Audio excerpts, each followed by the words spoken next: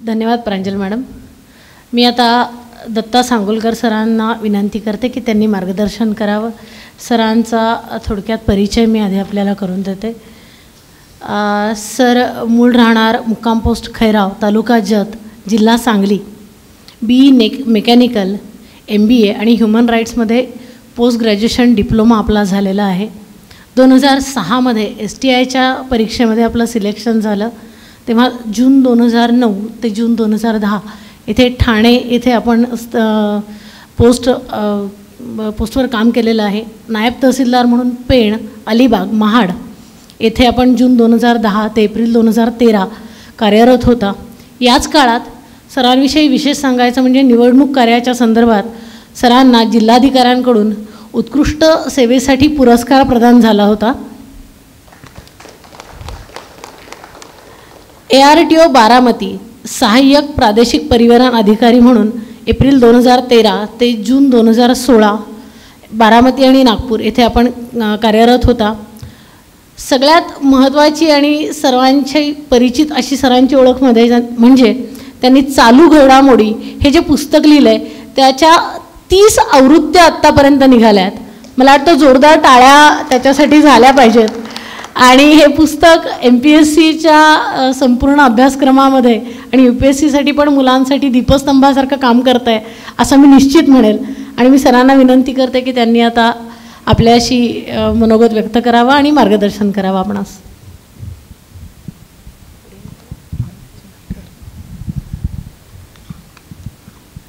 धन्यवाद मॅडम. सन्माननीय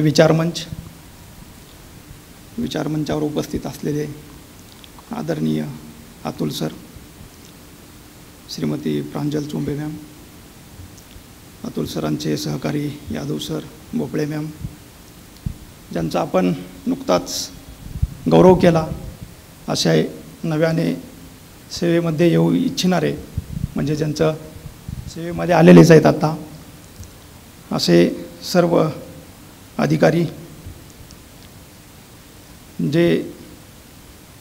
ज्यांचा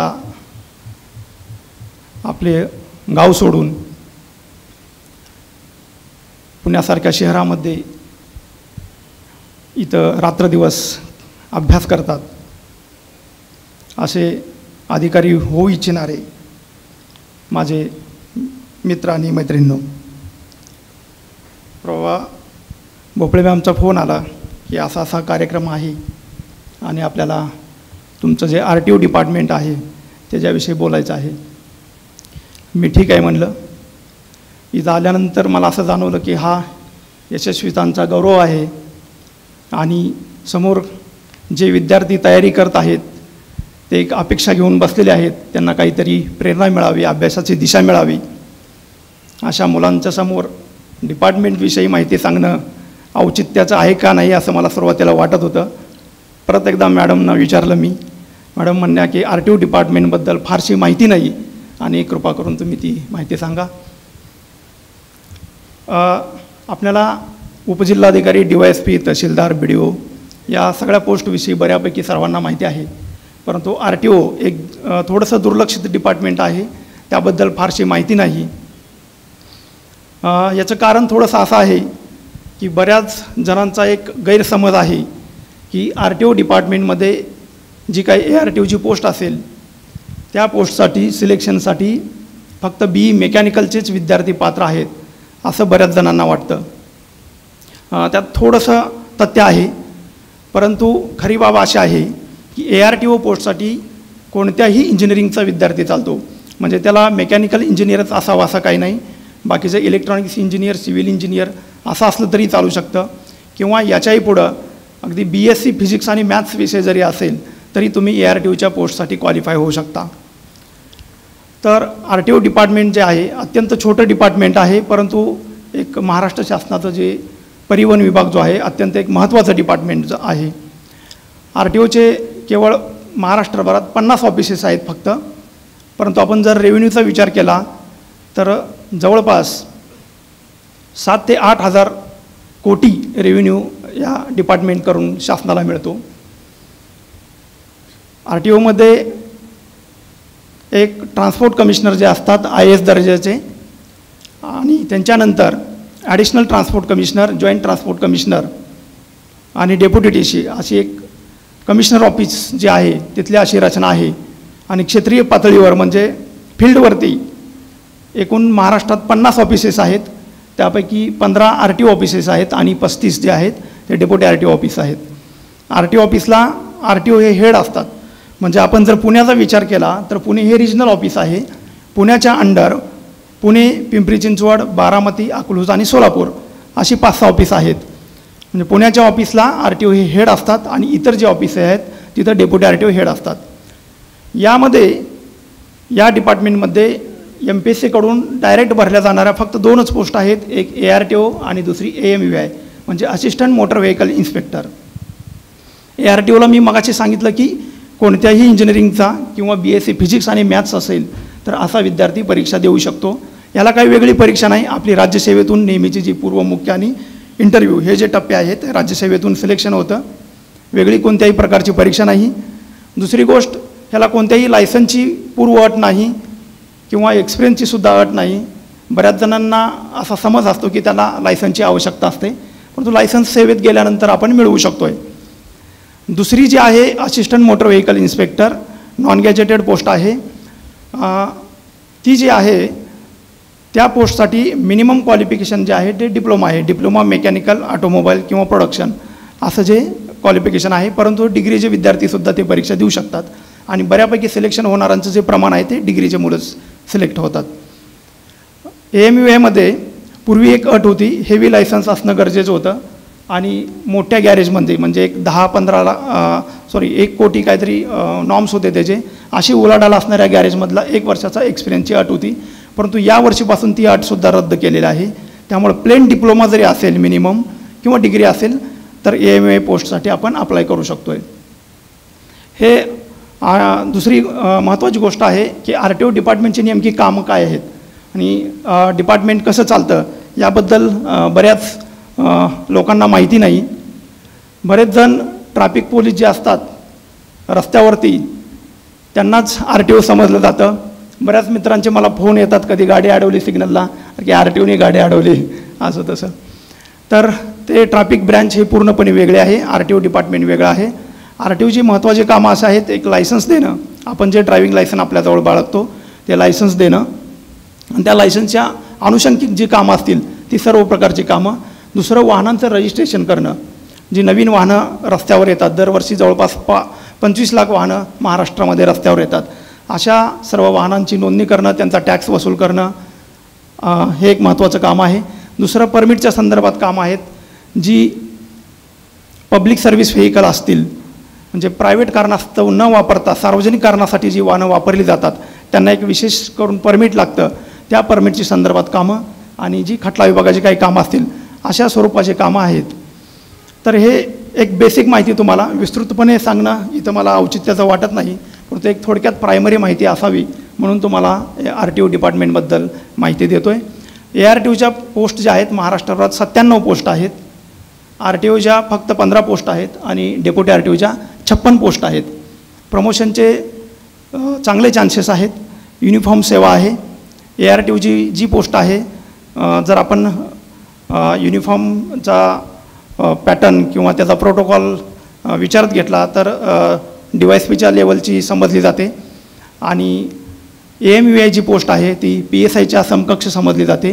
AMVIचं प्रमोशन मोटर व्हेकल इन्स्पेक्टर म्हणजे जी PIच्या पोलीस स्टेशनचे जे PI असतात त्यांच्या समकक्ष समजली जाते. ARTOचं प्रमोशन पुढे डेप्युटी RTO आणि डेप्युटी RTO नंतर RTO अशा प्रकारचं प्रमोशनच्या संधी आहेत. तर हे झालं डिपार्टमेंटविषयी. आता आपला जो आजचा महत्त्वाचा विषय आहे स्पर्धा परीक्षा. गेल्या 2-3 वर्षामध्ये महाराष्ट्राभर म्हणजे महाराष्ट्राच्या कानाकोपऱ्यामध्ये MPSC आणि UPSCबद्दल फार मोठ्या प्रमाणात जनजागृती झालेली आहे. यामध्ये असे जे गुणवंत आहेत, यशस्वीतांचा जो वेळोवेळी सत्कार केला जातो त्यांचा महत्त्वाचा वाटा आहे. याबरोबरच अतुल सरासारखे जे वेगवेगळे क्लासेस निर्माण झाले या क्लासेसचाही महत्त्वपूर्ण वाटा आहे. जे संदर्भ साहित्य मोठ्या प्रमाणात निर्माण झालं, अशा अनेक गोष्टीमुळं खूप मोठ्या प्रमाणात जनजागृती झाली. त्यामुळं खेड्यापाड्यातील मुलं, शेतकऱ्यांची मुलं आज MPSCची असेल किंवा UPSCची तयारी करण्यासाठी मोठ्या प्रमाणात आपल्या गावं सोडून पुण्या मुंबईसारख्या शहरामध्ये येतात. बरेचसे मुलं UPSCच्या तयारीसाठी महाराष्ट्राच्या बाहेर दिल्लीसारख्या ठिकाणी जातात. हे एवढं सगळं करतो आपण, रात्रदिवस अभ्यास करतो, खूप मोठ्या प्रमाणात वाचन करतो, खूप हार्डवर्क करतो. आपण जर सक्सेस रेशो बघितला तर एक गोष्ट जाणवते की यशस्वी होण्याचं जे प्रमाण आहे ते अत्यंत कमी आहे. अपयश येणाऱ्यांचं प्रमाण खूप जास्त आहे. तरीसुद्धा आपण हा एक निर्णय घेतलेला आहे की मला स्पर्धा परीक्षेची तयारी करायची आहे आणि मी यात यशस्वी होणारच आहे. त्यामुळे मी तुम्हाला आता विचारणार नाही की असं असतानाच देखील तुम्ही या परीक्षांची तयारी का करत आहात किंवा का करू इच्छिता, हा प्रश्न विचारणं इथं गैरलागू होईल. फक्त या क्षेत्रात तुम्ही आलाच आहेत तर एक 3 गोष्टींचा फक्त विचार केला पाहिजे असं मला वाटतं.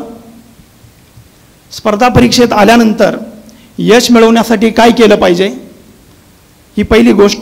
दुसरी गोष्ट आहे, समजा मला यश नाही मिळालं तर काय करायला पाहिजे आणि यश मिळाल्यानंतर काय केलं पाहिजे, या 3 गोष्टींचा आपण प्रामुख्याने विचार केला पाहिजे. पहिली जी गोष्ट आहे ते यश मिळण्यासाठी काय करावं लागेल. आता 3 यशवंतांनी आपलं मनोगत व्यक्त केलं. त्या मनोगतामध्ये त्यांनी बऱ्यापैकी आपल्याला सर्वांना अभ्यासाची स्ट्रॅटेजी सांगितलेली आहे. त्यामुळं याबद्दल अधिक काही सांगणं आवश्यक वाटत नाही, परंतु मी एक थोडक्यात आपला 2-4 मुद्दे सांगतो आहे. यश मिळवण्यासाठी सगळ्यात पहिला महत्त्वाचा मुद्दा आहे की आपलं ध्येय जे आहे ते ध्येय निश्चित पाहिजे. आपण जोपर्यंत गोल सेट करत नाही आपलं, तोपर्यंत आपण यशाकडं योग्य प्रकारे मार्गक्रमण करू शकत नाही. गोल कसा असायला पाहिजे, आपलं गोल हे स्मार्ट असायला पाहिजे. स्मार्ट म्हणजे नेमकं काय, या स्मार्टमधला जो यस आहे त्या यसचा अर्थ आहे स्पेसिफिक. म्हणजे आपलं जे गोल आहे, उद्दिष्ट आहे ते स्पेसिफिक पाहिजे, जनरल असू नये. बऱ्याच जणांना विचारलं की बाबा तुझं काय ध्येय आहे आयुष्यातलं, तर बरेच जण सांगतात की मला चांगला माणूस व्हायचा आहे. चांगला माणूस व्हायचा आहे म्हणजे नक्की काय, त्याचे काय पॅरामीटर्स आहेत. तुम्हाला जर विचारलं तुमचं गोल काय आहे की मला MPSCमधून पोस्ट मिळवायचे आहे, पण तुमचं इथं एक स्पेसिफिक गोल सेट झालं पाहिजे की यावर्षी मला MPSCमधून डेप्युटी कलेक्टरची किंवा DYSPची पोस्ट मिळवायची आहे. म्हणजे अशा प्रकारे तुमचं जे गोल आहे ते तुमचं स्पेसिफिक गोल पाहिजे. दुसरा महत्त्वाचा मुद्दा आहे यातला स्मार्टमधला की एम जे आहे ते मेजरेबल. म्हणजे तुमचं जे गोल आहे ते त्याचं मेजरमेंट करता आलं पाहिजे, त्याची गणना केली पाहिजे, करता आली पाहिजे.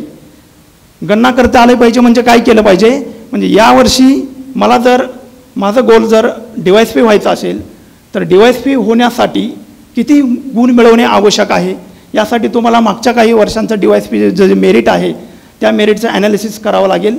त्यावेळी किती पोस्ट होत्या, यावेळी DYSPच्या किती पोस्ट आहेत आणि यावेळी किती मेरिट लागेल याचा अंदाज करून, समजा मला 500 मार्क मिळाले तर मी DYSP होतो, तर तुमचं तिथं टार्गेट पाहिजे की मला किमान 550 मार्क मिळाले पाहिजेत. असं तुमचं जे गोल जे आहे ते मेजरेबल पाहिजे. पुढचा जो मुद्दा आहे तो स्मार्टमधला ए म्हणजे स्पेसिफिक, मेजरेबल आणि अचिवेबल पाहिजे. ए म्हणजे अचिवेबल म्हणजे विदिन कॅपॅसिटी पाहिजे माझ्या. मी बरीच मुलं बघतोय की 4-4, 5-5 वर्ष अभ्यास करतात, ते PSIची STIची साधी प्रिलियमसुद्धा पास होऊ शकत नाहीत, परंतु त्यांचं गोल मात्र UPSC क्रॅक करायचे असं गोल असतं. तर कृपा करून माझी विनंती की आपलं स्वतःचं ॲनालिसिस करा, आपल्या क्षमता ओळखा आणि आपल्या क्षमतानुसार तुमचं जे गोल आहे ते जे आपल्या विदिन कॅपॅसिटीमध्ये आहे का ते ठरवा आणि त्यानुसार तुम्ही तयारीला लागा. दुसरा महत्त्वाचा मुद्दा आहे स्मार्टमधला R जो आहे रिवॉर्ड. म्हणजे मला काय मिळणार. अर्थातच तुम्हाला काय मिळणार आहे, तुम्हाला चांगला अभ्यास केला तर पोस्ट मिळणार आहे, हे तुमचं रिवॉर्ड असणार आहे. आणि शेवटचा अत्यंत महत्त्वाचा जो T आहे तो T म्हणजे टाईम बाउंड. म्हणजे तुमचं जे गोल आहे ते टाईम बाउंड पाहिजे. मी बरीच मुलं बघतोय, मी ज्यावेळी विद्यापीठात जयकरला अभ्यास करत होतो, माझ्या अगोदरपासून 2-3 वर्षापासून अभ्यास करणारी मुलं आत्तापर्यंत अभ्यास करत होते, ज्यावेळी एज बार झाल्यानंतर परत गेली. म्हणजे 2-2, 3-3 पंचवार्षिक योजना जर अभ्यास करत बसलो आपण तर याला काय अर्थ राहणार नाही. म्हणजे आपण जे काही उद्दिष्ट ठरवतोय की मगाशी मला वाटतं पूनम मॅमने भाषणामध्ये सांगितलं की साधारण 2-3 वर्षामध्ये आपल्याला पोस्ट मिळाली पाहिजे. तर तुमचं 3 वर्ष असेल किंवा 4 वर्ष असेल ते ठरवून घ्या की एवढ्या वर्षात मला काही करून पोस्ट मिळालीच पाहिजे, टाईम बाउंड पाहिजे. हे आपलं जे ध्येय आहे ते अशा पद्धतीनं स्मार्ट जे आहे त्या पद्धतीनं स्मार्ट ध्येय ठेवलं पाहिजे. दुसरा एक महत्त्वाचा मुद्दा आहे, एकदा आपलं गोल सेट झालं की हे गोल साध्य करण्यासाठी काय केलं पाहिजे. तर त्यासाठी एक मी नाव दिले PMR. आमचे RTO डिपार्टमेंटचे दर महिन्याला कमिशनर ऑफिसला मीटिंग असते, त्याला PMR मीटिंग म्हणतात. मंथली रिपोर्ट जो असतो त्याचं प्रेझेंटेशन असतं म्हणून त्याला PMR रिपोर्ट PMR मीटिंग म्हटलं जातं. तसंच आपल्या स्पर्धा परीक्षामध्ये PMR म्हणजे P म्हणजे प्लॅनिंग, M म्हणजे मॉनिटरिंग आणि R म्हणजे रिव्ह्यू, या 3 गोष्टी आपण जाणीवपूर्वक केल्या पाहिजेत. प्लॅनिंग हा सर्वात अत्यंत महत्त्वाचा घटक आहे. इथं तुमच्या ज्या निवडी आहेत त्या निवडीची कसोटी लागते. म्हणजे कोणत्या शहरात जाऊन अभ्यास करणार, कोणता क्लास जॉईन करणार, कोणती पुस्तकं वापरणार, ह्या सगळ्या ज्या गोष्टी आहेत तुमच्या प्लॅनिंगमध्ये येतात. आता तुम्ही अर्थातच पुण्यामध्ये आलेला आहात, सिनर्जी स्टडी पॉईंटमध्ये अभ्यास करत आहात, मार्गदर्शन घेत आहात. कदाचित रेफरन्स बुकबाबत बऱ्याच वेळा संभ्रम असतो. दररोज नवनवीन पुस्तकं मार्केटमध्ये येत असतात. माझी एक विनंती आहे की भाराभर पुस्तकं वाचण्यापेक्षा ठराविक उत्कृष्ट जी पुस्तकं आहेत, संदर्भ पुस्तकं आहेत, अशाच पुस्तकांचं वाचन करावं. जास्त पुस्तकं वाचून फारसा उपयोग होत नाही, अनावश्यक वेळ आपला वाया जातो. त्यामुळे ह्या ज्या काही निवडी आहेत त्या तुमच्या प्लॅनिंगमध्ये या सगळ्या गोष्टी काटेकोरपणे आणि चांगल्या पद्धतीनं तुम्हाला नियोजन करता आलं पाहिजे. दुसरा M जो आहे तो मॉनिटरिंग, हे अत्यंत महत्त्वाचा टप्पा आहे. एकदा तुमचं ध्येय निश्चित झालेलं आहे, प्लॅनिंग केलेलं आहे, पण ते मॉनिटर व्यवस्थित करता आलं पाहिजे. मॉनिटर व्यवस्थित करता आलं म्हणजे काय, तुम्हाला टाईम मॅनेजमेंट जमलं पाहिजे. आपल्याकडं समजा आता एक्सायची परीक्षा आहे, पुढं राज्यसेवेची परीक्षा आहे किंवा PSI STIची परीक्षा आहे. तर या सर्व परीक्षांचा जर तुम्ही एकत्रित अभ्यास करत असाल आणि या एकत्रित सर्वच परीक्षेला तुम्ही जर अपिअर होत असाल तर या सगळ्याच परीक्षेमध्ये कसं यश मला मिळवता येईल, त्या परीक्षेमध्ये कसं पास होता येईल, यासाठी जो माझ्याकडे उपलब्ध वेळ आहे त्याचं मॅनेजमेंट तुम्हाला चांगल्या पद्धतीनं करता आलं पाहिजे. एक छावा कादंबरीमधलं एक वाक्य आहे, वेळ ही सर्वासाठी सोयीस्कर असते, पण अवेळ जो सोयीस्कर करून दाखवतो तोच खरा योद्धा, असं शिवाजी सावंतांनी छावा कादंबरीत म्हटलेलं आहे. या गोष्टीचं सुद्धा तुम्ही जर पालन केलं तर तुम्हाला टाईम मॅनेजमेंट चांगल्या पद्धतीनं करता येईल. दुसरी एक महत्त्वाची गोष्ट आहे की बऱ्याच जणांनी मगाशी सांगितलं की पॉझिटिव्ह ॲटिट्यूड पाहिजे आपला. ही नेहमी सकारात्मक दृष्टिकोन ठेवला पाहिजे की मी एवढं कष्ट करतो आहे, एवढा अभ्यास करतो आहे, एवढं चांगलं मार्गदर्शन मला मिळतं आहे, माझ्याकडे एवढे चांगले संदर्भ ग्रंथ आहेत, मी 100% यश मिळवणारच. तुम्ही नेहमी जर सकारात्मक असा दृष्टिकोन ठेवला आणि त्या दृष्टीनं प्रयत्न केला तर तुम्हाला निश्चितपणे यश मिळेल. या सगळ्याच्या जोडीला तुम्हाला हार्डवर्कशिवाय तरी पर्याय नाही. हार्डवर्क तर वारंवार करावं लागणार आहे. आणि सगळ्यात महत्त्वाची गोष्ट म्हणजे ट्रस्ट पाहिजे, स्वतःवरती विश्वास पाहिजे की 100% मी हे यश मिळवणारच.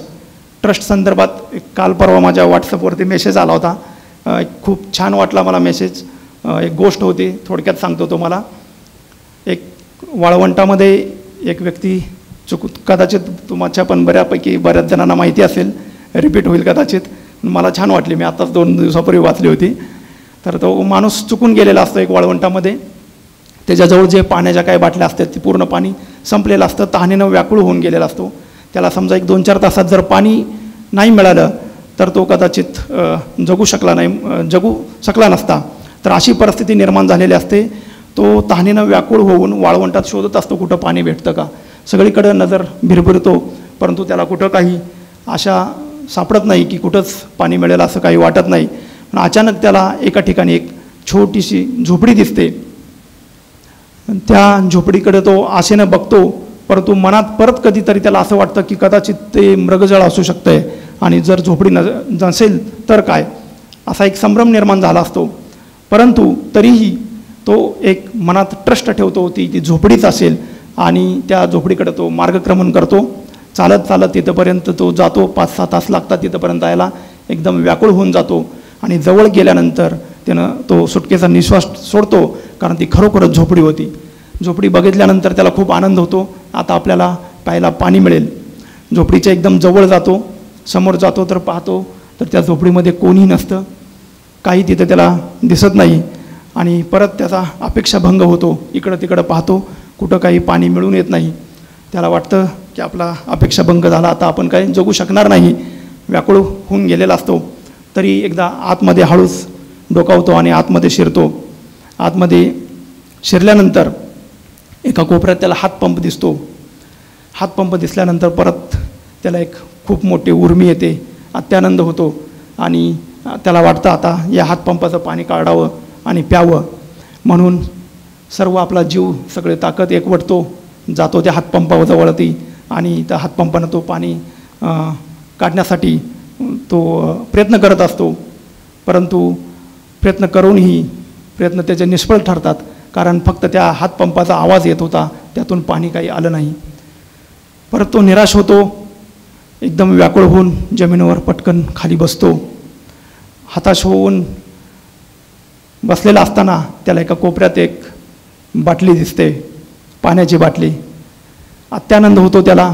त्या बाटलीच्या जवळ जातो आणि बाटली हातात घेऊन तो आता पाणी प्यायचं या उद्देशानं टोपण उघडून त्याचं जस्ट बाटली समोर घेत होता. परंतु त्या बाटलीला एक टॅग लावलेला होता, एक चिठ्ठी होती.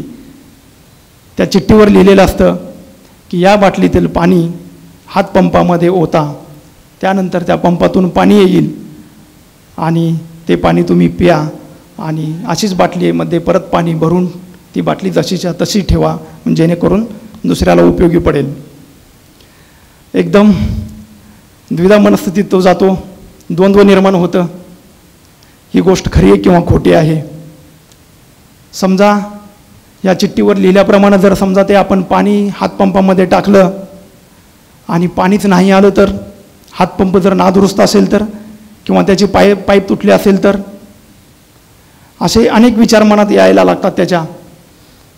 एकीकडं वाटतं पाणी टाकायला नको आणि एकीकडं वाटतं की आणि खरोखरच पाणी असेल तर, खरोखरच पाणी मिळालं तर आपल्याला पाहिजे तेवढं भरभरून पाणी आपण पिऊ शकतोय. अशा द्वंद्व स्थितीमध्ये ती व्यक्ती आहे, द्वंद्व स्थितीमध्ये जाते. शेवटी खूप धाडसाने निर्णय घेतो तो आणि विश्वास ठेवतो, ट्रस्ट ठेवतो त्या चिठ्ठीवरती आणि जाऊन ते पाणी त्या हातपंपामध्ये ओततो. हातपंपामध्ये पाणी ओतून परत प्रयत्न करतो पाणी बाहेर काढण्याचा. लगेच 2 मिनिटात पाणी यायला चालू होतं, भरपूर पाणी येतं. पाणी पहिल्यांदा मनसोक्त पाणी पितो. त्यानंतर जवळच्या ज्या 4-5 बाटल्या आहेत त्या सगळ्या भरून घेतो आणि जी रिकामी बाटली जी तिथं ठेवलेली होती त्या बाटलीतसुद्धा पाणी तो भरतो आहे त्या जागेवर ठेवतो. जागेवर ठेवत असताना ती पहिली जी चिठ्ठी होती त्या चिठ्ठीच्या खाली स्वतःची एक ओळ लिहितो की मी या गोष्टीचा अनुभव घेतला आहे, खरोखरच पाणी येतं, तुम्हीसुद्धा या बाटलीतील पाणी हातपंपामध्ये ओता. अशा प्रकारे तो तिथं बॉटल ती ठेवून देतो.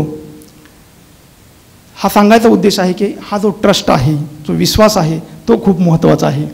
आणि MPSC किंवा UPSCची तयारी करत असतानासुद्धा आपला स्वतःवर तेवढा मोठा विश्वास पाहिजे.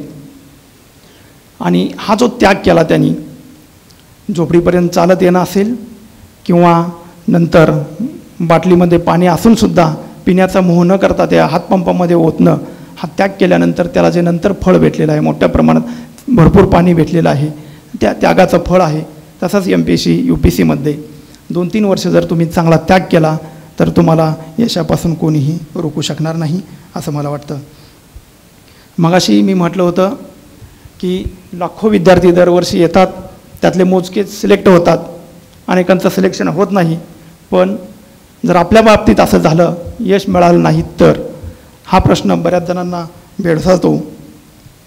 मला वाटतं पूर्वी नोकरी देणारे शासन ही एकमेव संस्था होती. आताची तशी परिस्थिती नाही. बाहेर IT, बायोटेक, आर्थिक सेवा, सामाजिक सेवा अशा अनेक सेवा निर्माण झालेल्या आहेत. तुम्हाला अमर्याद संधी आहेत बाहेर. MPSCचा अभ्यास करत असताना राजकारण, समाजकारणापासून अर्थकारणापर्यंत, म्हणजे माझ्यासारख्या इंजिनिअरिंगच्या विद्यार्थ्याला कधीही अर्थशास्त्राचा संबंध नाही, कधीही पॉलिटिकल सायन्सचा संबंध नाही. अशा सर्व विषयांचा आपण एवढा चांगल्या पद्धतीनं अभ्यास करतो, यातून इतका आपण ताऊन सुलाकून निघतो की जगाच्या पाठीवर कुठेही गेलो तर आपण कधीही बेकार राहणार नाही, असा मला विश्वास आहे. म्हणजे MPSCचा अभ्यास केल्यानंतर 2-3 वर्ष जग जिंकण्याचं सामर्थ्य आपल्यात निर्माण होतं, एवढी गोष्ट लक्षात ठेवा. त्यामुळं तुमचा अभ्यास हा जो आहे तो कधीही वाया जाणार नाही. तुम्हाला पुढच्या आयुष्यात नक्की कुठं ना कुठं उपयोगी पडणारच अशी मला खात्री आहे. त्यामुळं समजा मला सक्सेस मिळालं नाही तर मी काय करायचं ही चिंता जर असेल तर मनातून काढून टाका. दुसरा एक महत्त्वाचा मुद्दा आहे की यश मिळाल्यानंतर, विशेषतः आत्ता जे यशवंत ज्यांचा आपण सत्कार केला त्यांच्यासाठी मी सांगतो, तुम्ही आत्तापर्यंत झगडत आला, भरपूर कष्ट घेतलं, पोस्ट मिळवली, परंतु तुमचा संघर्ष हा संपलेला नाही. इथून पुढेही तुम्हाला स्पर्धा आहेच. पोस्टिंग मिळवण्यासाठी स्पर्धा आहे, चांगल्या ठिकाणी पोस्टिंग मिळवण्यासाठी स्पर्धा आहे, आवडीचं पोस्टिंग, गावाजवळ पोस्टिंग, ह्या सगळ्यासाठी स्पर्धा आहे. नंतर प्रमोशनसाठी सुद्धा स्पर्धा आहे. त्यामुळं तुमची स्पर्धा काही पाठ सोडणार नाही, हे लक्षात ठेवा. फक्त एकच सांगतो की ज्या सामान्य माणसाचं नाव घेऊन आपण सेवेत आलेलो आहोत त्या सामान्य माणसाला कधी विसरू नका. ज्या समाजातून, ज्या मातीतून आपण आलो त्या मातीशी नाळ कधी तोडू नका. महाराष्ट्राला फुले शाहू आंबेडकरापासून बाबा आमटेंच्यापर्यंत चांगली समाजसुधारकांची जी परंपरा लाभलेली आहे त्या परंपरेचं आणि त्यांच्या कार्याचं आणि विचारांचं पालन करणं, त्यांच्या कार्याचा वारसा पुढं चालवणं हे सगळं आपल्या सर्व अधिकाऱ्यांचं कर्तव्य आहे.